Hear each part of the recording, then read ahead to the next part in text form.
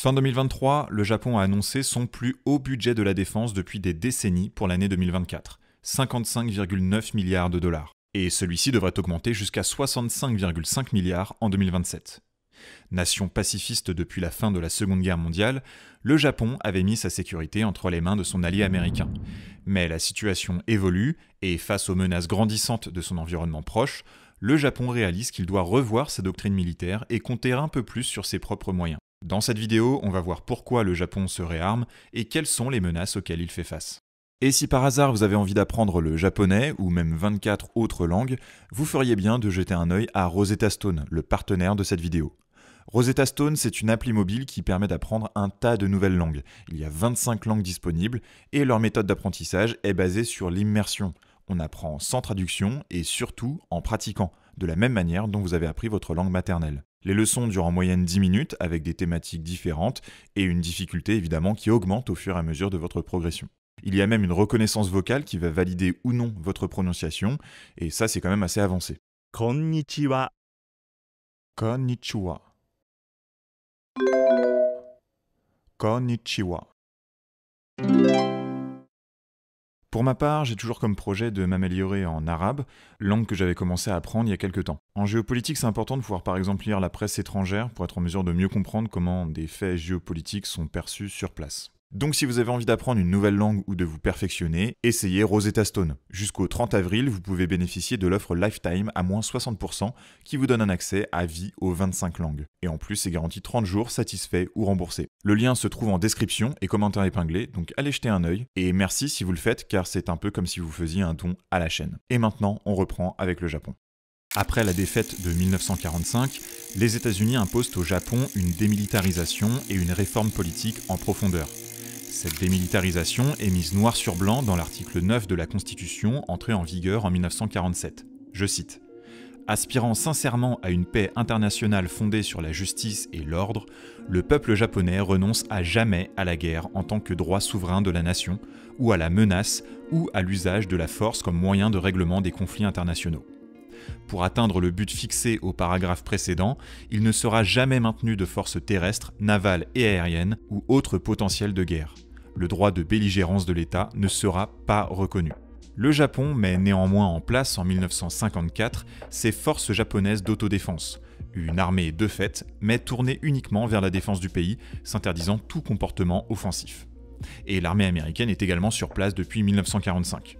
Aujourd'hui, elle occupe plusieurs bases militaires que vous voyez sur la carte, et notamment sur l'île d'Okinawa, à seulement 600 km des côtes chinoises et taïwanaises. Le Japon est donc qualifié d'État pacifique, si ce n'est pacifiste, mais pourtant, vous le voyez, ça ne l'empêche pas d'avoir l'équivalent d'une armée et de ne pas remettre en question la présence américaine sur son sol depuis 80 ans, dans le contexte aujourd'hui des tensions sino-américaines.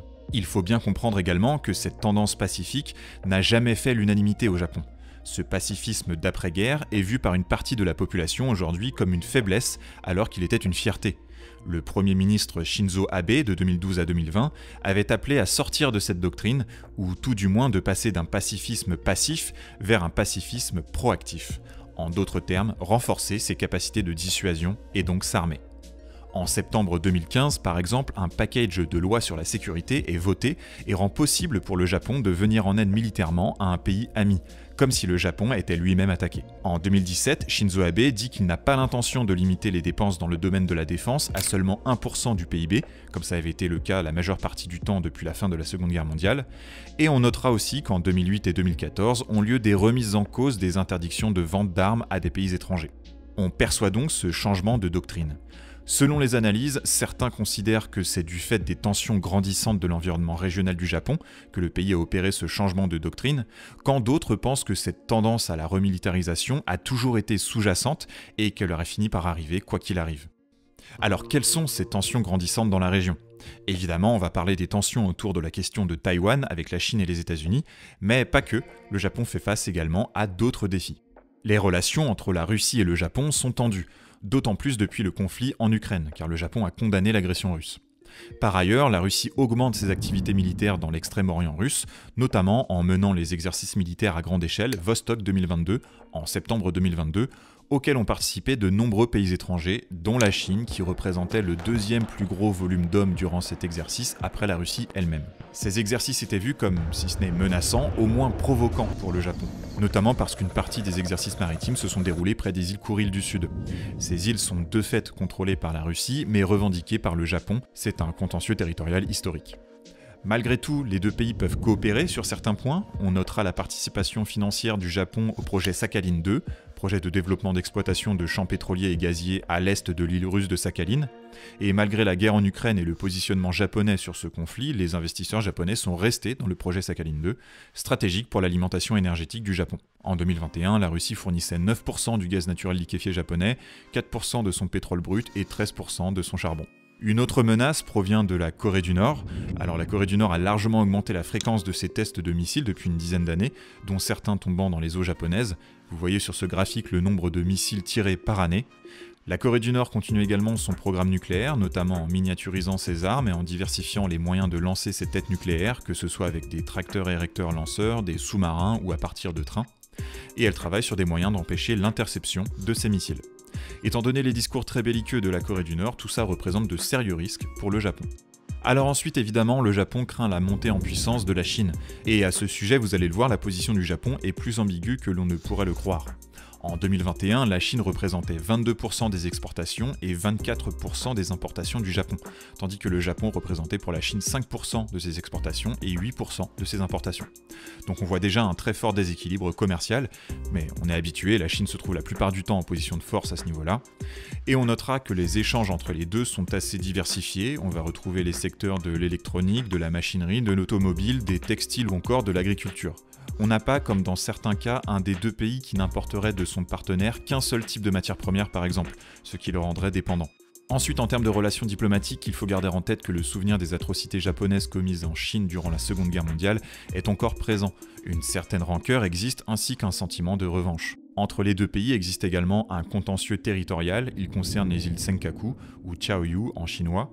Elles sont occupées par le Japon, mais revendiquées par la Chine, et d'ailleurs officiellement aussi par Taïwan. Ce sont de toutes petites îles inhabitées, mais qui ont des intérêts pour la Chine, ces fonds marins abriteraient peut-être des hydrocarbures. Vous voyez ici la zone disputée entre la Chine et le Japon, et les zones où la Chine a déjà commencé l'exploitation des réserves d'hydrocarbures. En 2008, les deux pays avaient d'ailleurs signé un accord d'exploitation conjointe du champ gazier de Chungshao, mais cette collaboration n'a jamais abouti et la Chine a commencé à exploiter seule le gisement, entraînant une saisine des tribunaux internationaux par le Japon. Pour la Chine, ce serait aussi un moyen d'étendre sa zone économique exclusive et se rapprocher de l'île d'Okinawa, qui abrite d'importantes bases militaires américaines. Le Japon a normalisé le statut de ces îles en 2012. Concrètement, le gouvernement les rachète à un homme d'affaires japonais, les îles deviennent donc propriété du gouvernement japonais, et la Chine dénonce cette manœuvre, indiquant que les îles Senkaku, ou plutôt Chaoyu, sont chinoises. Autre signe de la brouille des deux États sur ce sujet, en 2013, la Chine établit sa Air Defense Identification Zone, ou ADIZ, dans la région des Senkaku, chevauchant l'ADIZ japonaise. Alors, une ADIZ, c'est en fait un espace aérien à partir duquel les aéronefs civils ou militaires doivent s'identifier auprès du pays concerné, tout simplement pour que celui-ci puisse contrôler les entrées et passages d'aéronefs sur son espace aérien. En incluant l'espace aérien des Senkaku dans son ADIZ, la Chine envoie donc un message. Et à noter que l'ADIZ japonaise inclut également les Senkaku, et on passera sur tous les incidents entre navires chinois et japonais naviguant dans les eaux revendiquées par chaque État. On voit donc que les deux États ont des sujets de tension sur la table sur le plan politique, mais pour autant ils sont très liés économiquement, en tout cas pour l'instant. Car le Japon souhaite atténuer ce couplage économique vis-à-vis de la Chine et diversifier davantage ses partenaires, alors que 30 000 entreprises japonaises sont présentes en Chine.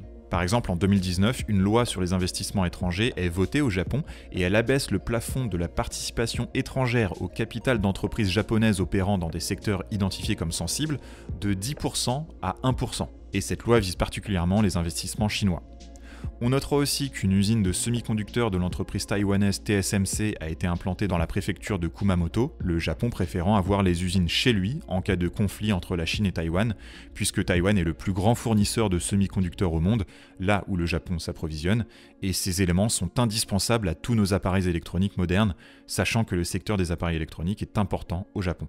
Alors, il faut tout de même nuancer, car le Japon ne cherche pas du tout à complètement se découpler de la Chine sur le plan économique, il est beaucoup moins offensif que les États-Unis sur ce sujet, même s'il reconnaît l'urgence de protéger ses marchés et de réduire ses dépendances à son voisin. Et ce n'est d'ailleurs pas étonnant, le Japon est un pays à l'économie très libérale. On peut évoquer deux importants traités de libre-échange, le Partenariat transpacifique global et progressiste de 2018 et le Partenariat économique régional global en 2022. Ce sont des traités qui visent à lever de nombreux droits de douane et donc à favoriser le libre-échange entre ses signataires. Et pour le Japon, c'est une manière encore de dynamiser ses échanges économiques avec d'autres acteurs que la Chine. Il est important aussi d'évoquer la relation du Japon avec l'Inde, partenaire incontournable de sa stratégie Indo-Pacifique.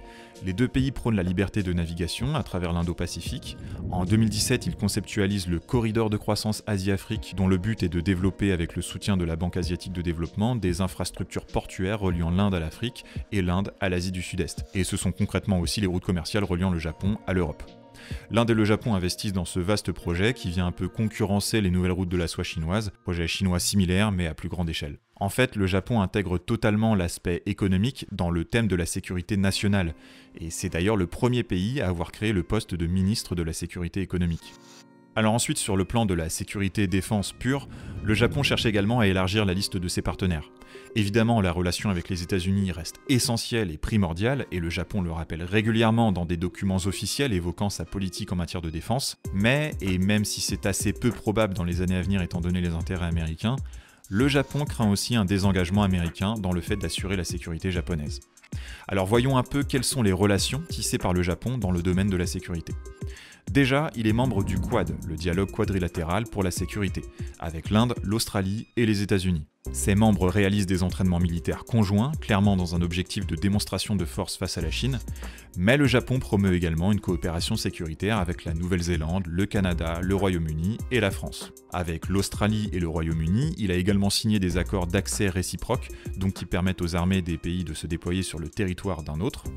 En 2020, il y a également eu la création du Japan Islands Defense Dialogue, qui permet un dialogue sur les thèmes sécuritaires avec les micro-États du Pacifique.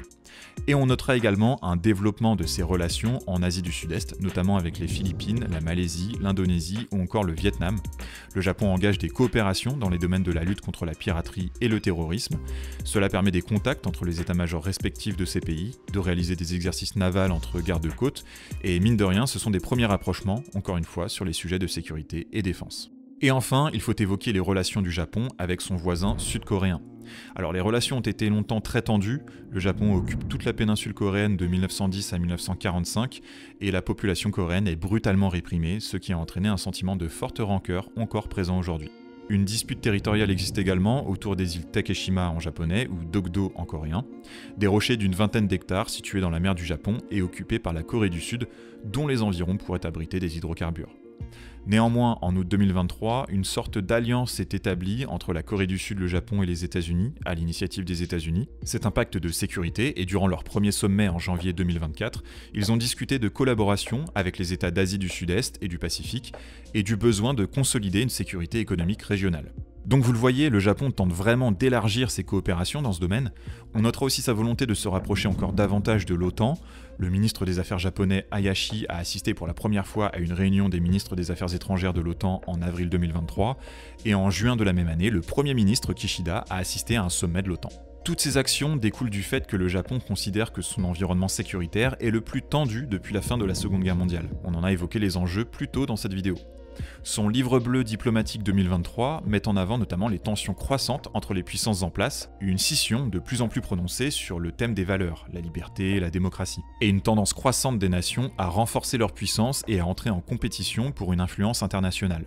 Face à cela, il pointe une défaillance de l'ONU qui ne parvient pas à rétablir les dialogues, et le Japon se retrouve donc un peu dans l'obligation de lui aussi se renforcer sur le plan sécuritaire. Le document officiel japonais National Defense Strategy de fin 2022 identifie clairement les trois puissances déjà citées, donc Chine, Russie, Corée du Nord, comme des menaces, et préconise de renforcer les capacités de défense du Japon, et plus largement toute l'architecture de défense du pays, et de renforcer aussi les capacités de dissuasion en coopération avec les États-Unis et autres pays amis. Et ce document va même jusqu'à évoquer la nécessité d'être en mesure de repousser une invasion de l'archipel. Alors c'est un document rédigé par des militaires, donc forcément ce genre de scénario est évoqué, mais ça ne veut absolument pas dire qu'il est envisagé à court terme. Et du point de vue chinois, ce changement de cap du Japon est vu également comme une menace. La Chine critique ce réarmement et soulève particulièrement 4 points de sécurité. La transformation du Japon en une puissance militaire majeure et tournée vers l'extérieur. Concrètement, le Japon ne serait plus qu'un simple support logistique pour les États-Unis, mais aurait un rôle plus central dans la volonté d'isoler la Chine. L'intégration des forces militaires japonaises avec celles des États-Unis. Les activités japonaises dans la mer de Chine du Sud, et notamment les exercices militaires menés en collaboration avec les Philippines, l'Australie et les États-Unis, et ses relations avec Taïwan. Une rencontre a par exemple eu lieu en 2021 entre le Japon et Taïwan concernant leurs affaires étrangères et leur défense. Et la même année, le Japon a rejoint le Global Cooperation and Training Framework, créé en 2015 par les États-Unis pour consolider l'engagement international en faveur de Taïwan. Et par ailleurs, le Japon considère qu'une attaque par la Chine contre Taïwan l'engagerait forcément dans une guerre. Alors, c'est vrai, le tableau dressé semble peu reluisant, mais finalement, le Japon ne fait que se rééquilibrer face à la situation d'escalade engendrée par les grandes puissances qui l'entourent, et notamment par la rivalité sino-américaine.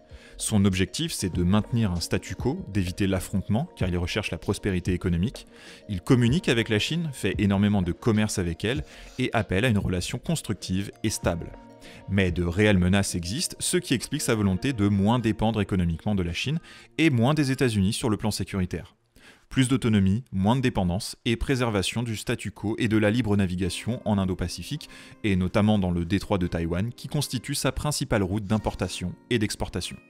Voilà, c'est tout pour aujourd'hui, merci d'avoir regardé cette vidéo jusqu'au bout. Ce serait super si vous pouviez m'aider à la mettre en avant sur YouTube, pour ça vous pouvez mettre un like ou encore mieux un commentaire.